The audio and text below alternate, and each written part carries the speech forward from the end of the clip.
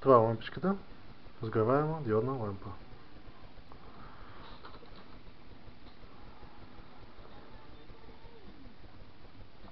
Тя в себе си съдържа акумулаторна батерия. Включва се посредством сензорен бутон Touch. На копче за включване и изключване на сензорния бутон, блок за зареждане и диод за индикация за зареждане. Зарежда се посредством кабел, обикновен кабел, който се продава навсякъде. Този е доста късичък, както се вижда, но главно той служи за зареждане. Средната работа на батерийката изкарва горе-долу седмица. При наличието на няколко режима на светене може да се удължи самия период. Включва се посредством Touch. В момента, в който се цъкне самото поле, лампата светва. В момента, в който се задържи,